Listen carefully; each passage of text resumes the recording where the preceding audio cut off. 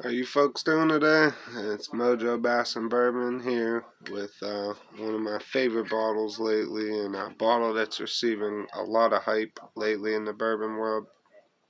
Um, this is Eagle Rare from Buffalo Trace. Sorry about the weird light here. Let's see if we can remedy that a little bit. It's a little better. Anyways, I don't really care about the video quality so much so as getting the information out there and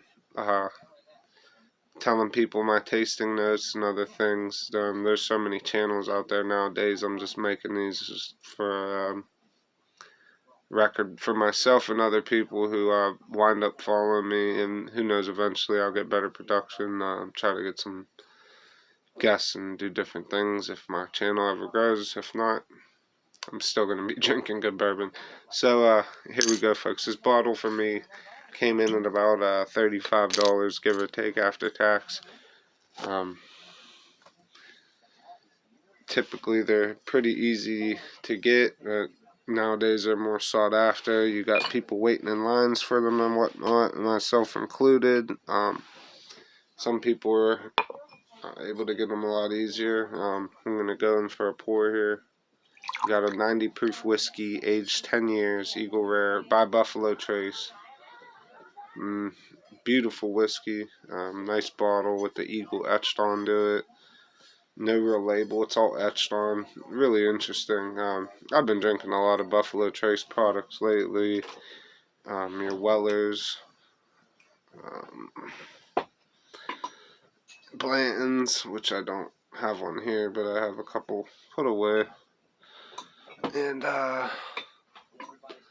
some different stuff from them. But I've really been enjoying this Eagle Rare lately, and tell you folks why here in a little bit. I think that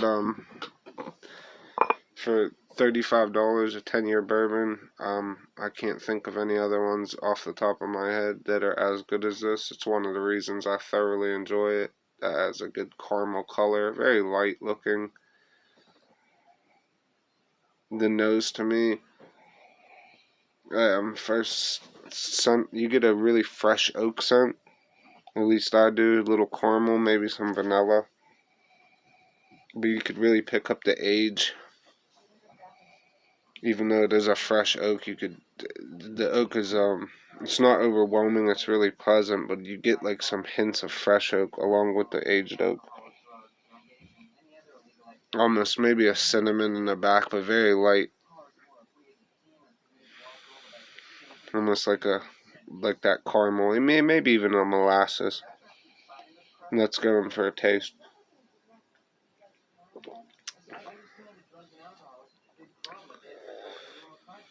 Immediately, you get a smoky but fresh oak taste, followed by that vanilla for me, light caramel, and then a smooth finish. It does linger with the oak, but not for too long. Now remember, it is 90 proof. I've been drinking a lot of higher proof stuff lately, namely the JD 2020 Rye, which is 130, some Stag 130, and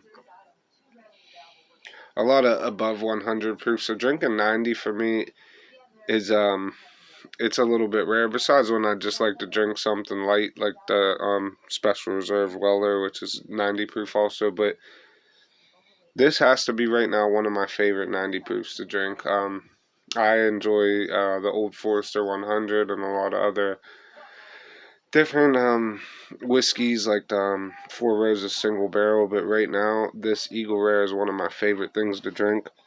There's a lot of craze surrounding Buffalo Trace, and it's pretty good juice. A lot of people hate on it, but there's a reason people wait in lines, and there's a reason there's some sort of hype behind it, especially with Eagle Rare. Now, there's a big argument out there that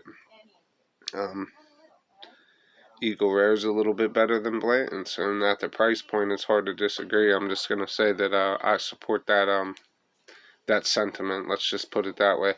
For the price point, $35 to $65 for Blanton's, I would rather have the Eagle Rare or 2 bottles of Eagle Rare to 1 Blanton's, and I do have Blanton's sitting around readily available to drink, so I'm not one of those guys that has to go outside of the price range of retail or MSRP to get it. And I'm not saying that to brag, I'm just saying side by side, if you have the option, don't feel slighted if you can't get Blanton's. If you could find Eagle Rare, pick it up and enjoy it. And yeah, the oak just comes through so much in the 10-year-old age statement. It's just so drinkable too, and it would be easy to smash at least a half a bottle. I feel like while it does taste more like a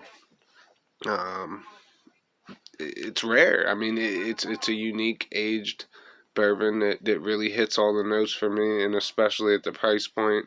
I find it has more value than a lot of higher priced bourbons in the same range and from the same company, to be forward. Um, I hate to say that I might even prefer it a little bit more to the Weller 107 Antique, and I really do like the Weller. So I'm not going to harp on it for too long, just wanted to make a short video.